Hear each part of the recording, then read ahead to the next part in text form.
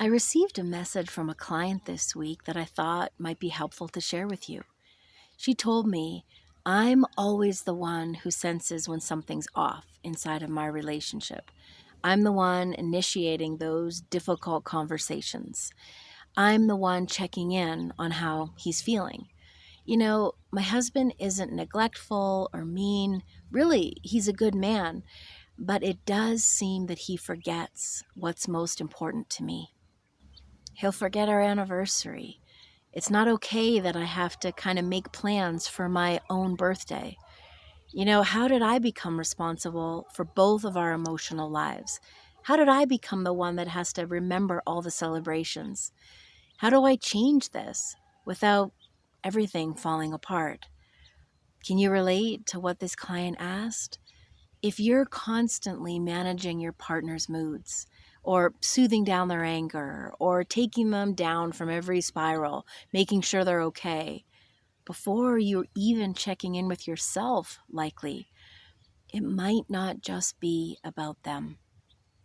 It might be your younger inner child still trying to fix the parent who couldn't handle their own feelings. That's why it feels so familiar, almost like it's your job to handle all of these things. That's why it's exhausting, and that's why you're likely pretty resentful about the way it's built up. There is another way to love and to feel loved.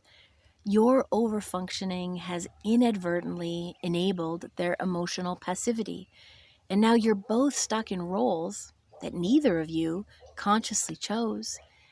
You've become their emotional thermostat inside their relationship, constantly adjusting the temperature so that everybody's comfortable. I know it wasn't your intention, but he's learned to lean back because emotionally you're always leaning in. Being the emotional glue is exhausting. You've become so good at reading the room and reading your partner that maybe you've forgotten how to just exist inside of yourself. Often, there's something deeper that inside, maybe you're wondering or even fearing, if I stop doing all of this, would he notice?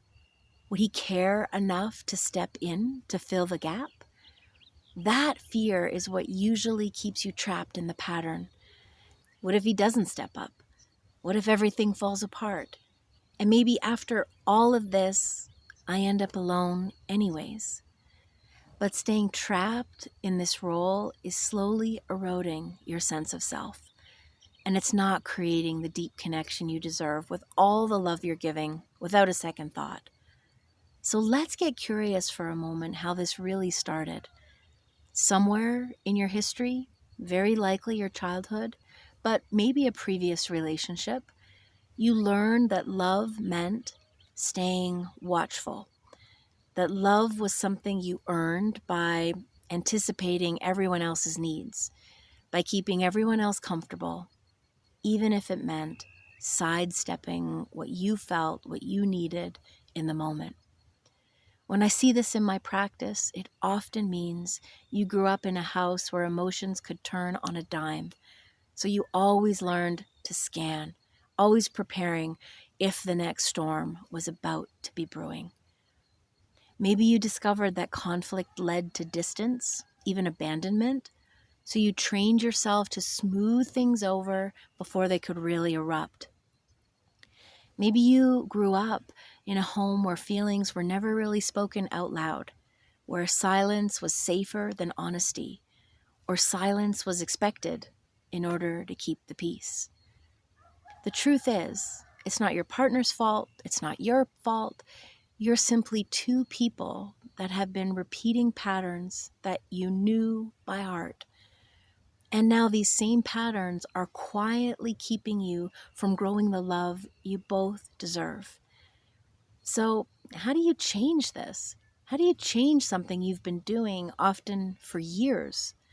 Well, it starts with a conversation, but maybe not the one you think.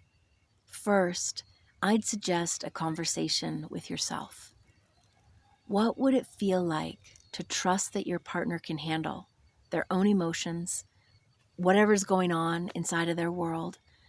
What would it mean to let them experience the natural consequences of not paying attention to the emotional climate in their relationship or within themselves? And then, when you're ready, having a gentle and honest conversation with your partner.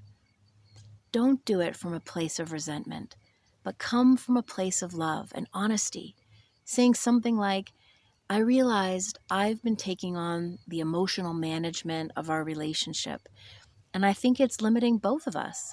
Let's talk about how we can change this dynamic. This isn't about suddenly becoming detached or stepping away. It's about creating space for your partner to develop their own emotional muscles. Your partner's hanging back very likely comes from their own circumstances in their own childhood. This is part of what the two of you can talk about. And here's where it becomes possible, where you step back from being the emotional glue. Your partner gets the chance to surprise you as they explore what the truth of their own situation is. They get to develop the parts of themselves that have likely been dormant. They get to show up for you in ways that they never could when you were handling everything. And then you get to rediscover parts of yourself that got lost in the caretaking. You might get to feel supported instead of always supporting. You might get to be seen and known and not just needed. The relationship moves towards truly becoming reciprocal instead of one person holding all the emotional awareness while the other coasts. You live instead inside of the balance of give and take. Maybe you recognized yourself in this client's story. Maybe there's some painfully familiar parts of what I've shared. And I just want to encourage you, as you listen, to take a step back from the role that you've played for so long inside of your relationships and likely friendships, to consider your own well-being and to include yourself in some of the needs that you consistently notice and fill. Ask yourself, what's one small step that I could start stepping back this week? If this resonated with you, subscribe for more insights. This channel is all about how to create fulfilling relationships where both partners get to show up fully, because you deserve to be loved for who you are, not just how well you take care of everyone else's needs.